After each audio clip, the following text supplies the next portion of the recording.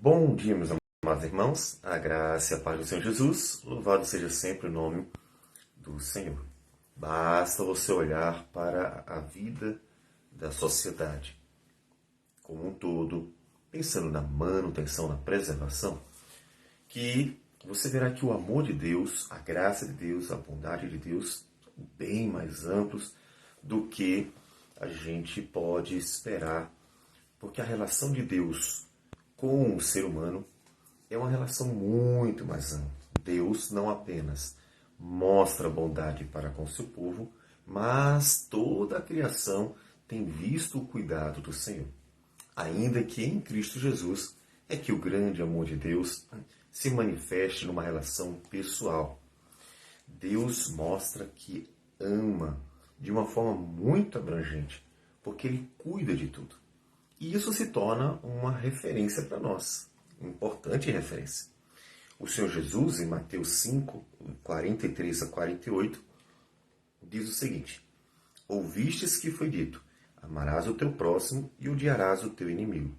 Eu, porém, vos digo, amai os vossos inimigos e orai pelos que vos perseguem, para que vos torneis filhos do vosso Pai Celeste, porque Ele faz nascer o seu sol sobre maus e bons, e vir chuvas sobre justos e injustos. Porque se amardes os que vos amam, que recompensa tendes?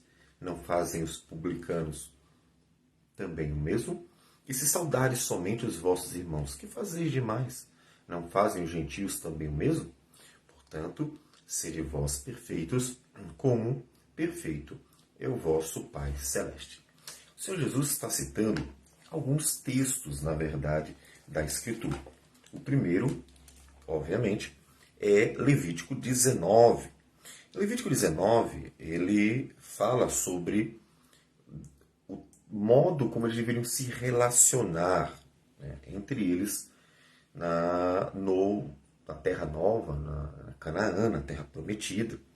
E dentre as palavras que é dada para esse novo relacionamento, ele diz: não te vingarás, nem guardarás ira contra os filhos do teu povo, mas amarás o teu próximo como a ti mesmo. Eu sou o Senhor. Um grande problema é que eles entenderam que isso se relacionava apenas a Israel. Ou seja, bom, vocês vão se amar. Vocês devem amar uns aos outros. Mas entre vocês, os que estão lá fora, então, são inimigos. Juntando a esse texto, nós temos, por exemplo, o Salmo 15, que diz que quem é que vai habitar no tabernáculo do Senhor?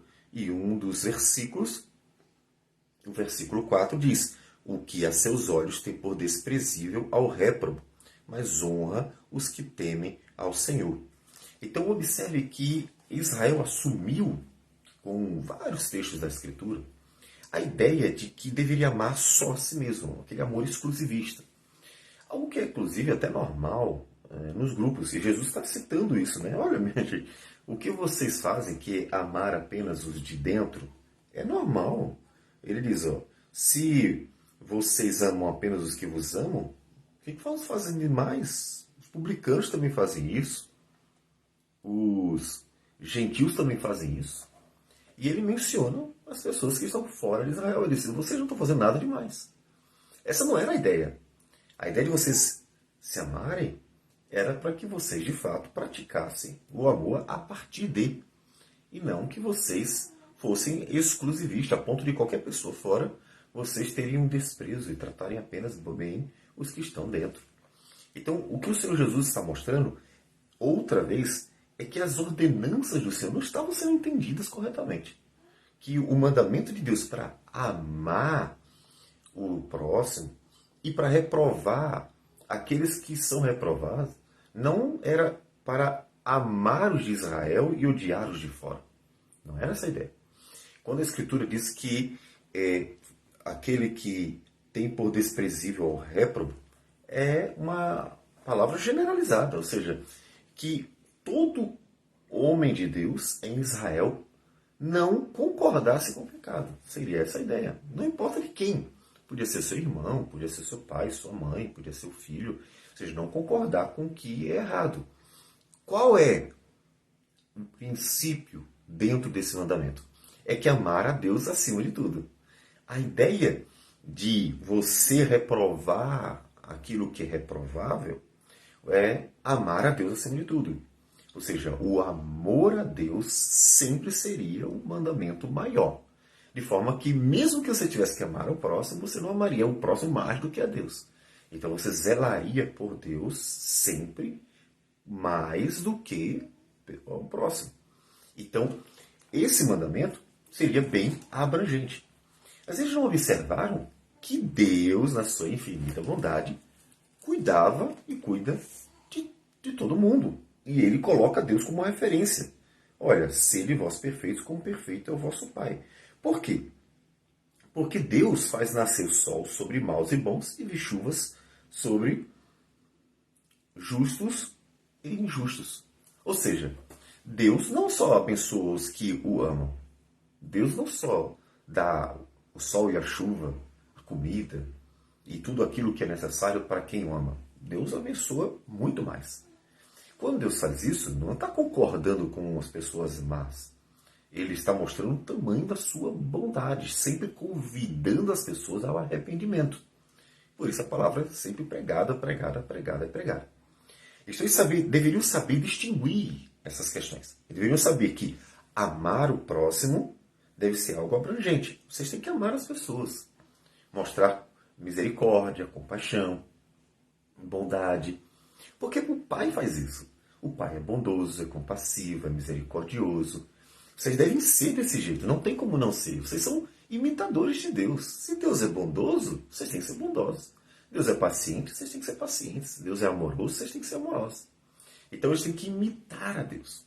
Mas também devem repudiar tudo que é ruim, tudo que é errado. Como Deus, que está sempre chamando ao arrependimento. Então eles também deveriam praticar isso. Israel deveria atrair o mundo para Deus, chamando ao arrependimento, reprovando os pecados. E aí, talvez o mais, de fato, chamativo, mais marcante, mais comum era a idolatria. Os povos tinham seus deuses, suas religiões. Então, atraindo as pessoas ao Deus de Israel e mostrando para elas que os ídolos não passavam de objetos de pau e pedra. Então, eles deveriam, inclusive, nesse chamado ao arrependimento, mostrar o amor. Por quê? Quando Israel estivesse pregando e chamando as pessoas ao arrependimento para que se convertesse ao Deus de Israel, estaria mostrando compaixão para com a ignorância, com a miséria daquelas nações. E o exemplo que Deus deu na própria história da redenção é que várias pessoas foram atraídas ao Deus de Israel, como Ruth, que deixou seus deuses para servir ao Deus de Israel. A Raabe, que deixou também todo o seu paganismo para servir ao Deus de Israel. Pessoas que eram de fora, como os gibeonitas, que como uma cidade inteira passaram a adorar o Deus de Israel porque temeram a Deus, creram no testemunho das obras, do poder, das manifestações de Deus no meio de Israel. Então Israel deveria entender que era uma referência. O amor dentro de Israel não era para ser exclusivista, mas era para ser um amor referência. Eles deveriam se amar dentro da sociedade, e uma sociedade amorosa serviria de referência para as pessoas lá fora.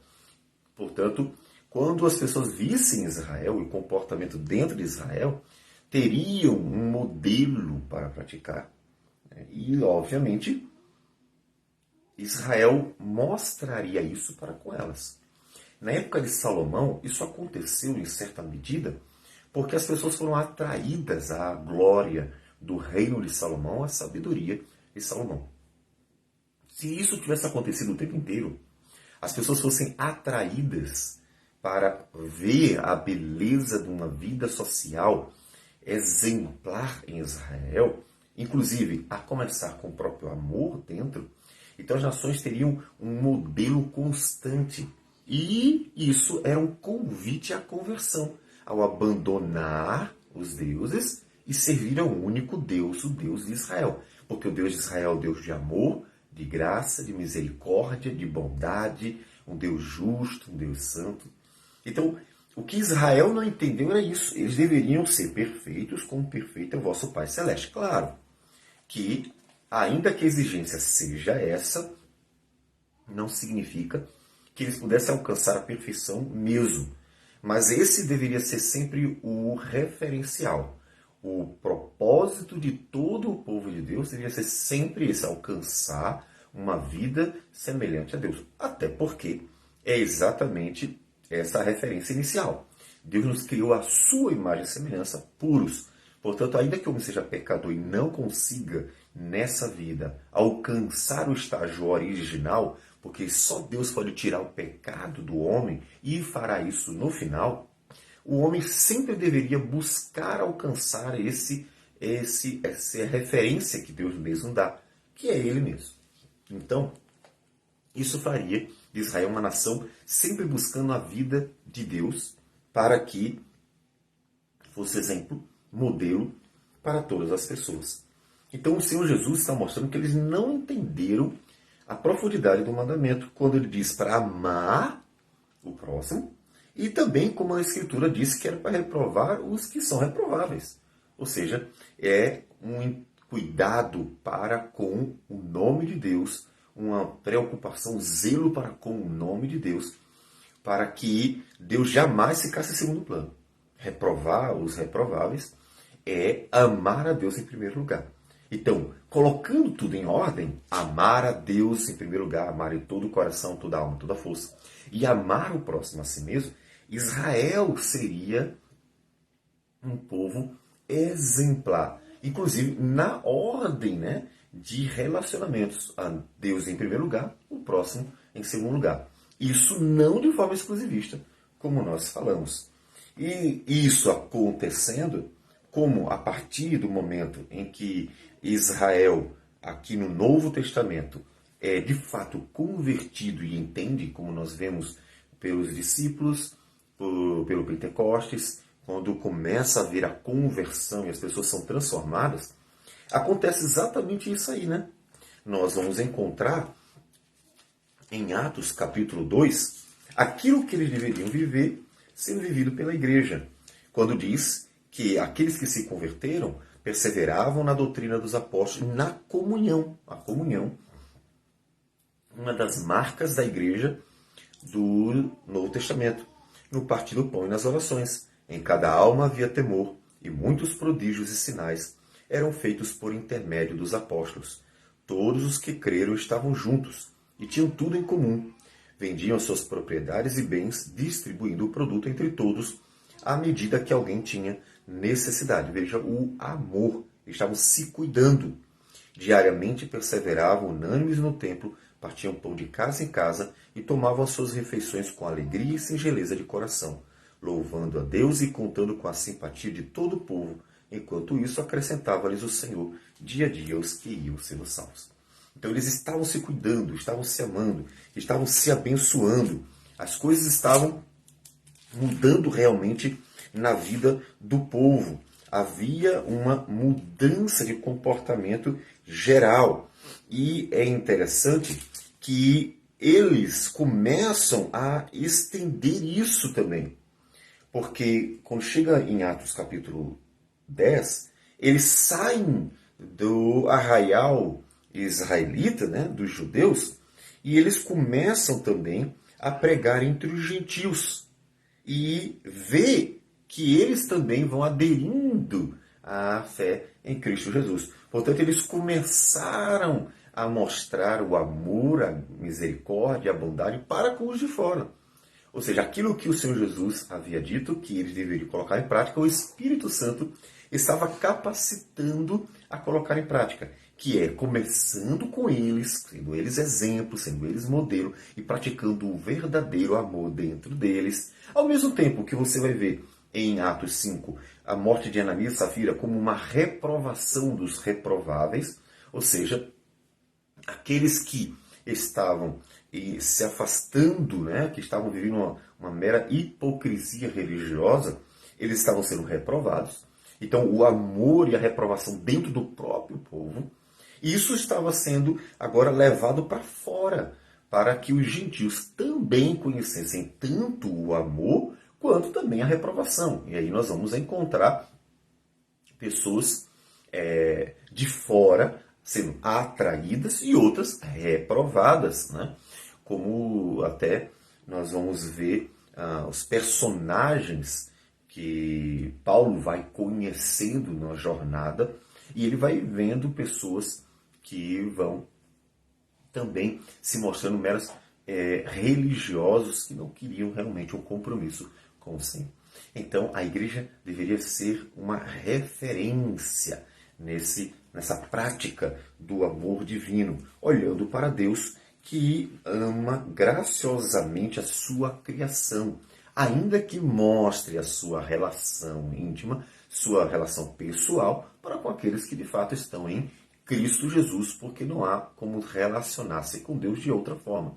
Mas a bondade de Deus é mostrada para toda a criação, e de forma que isso deve servir de exemplo para nós, para que nós sejamos bondosos também e amorosos também, não só para com os de dentro, mas até mesmo para com os de fora, mostrando que o amor de Deus é muito grande, é muito gracioso. Vamos orar ao Senhor.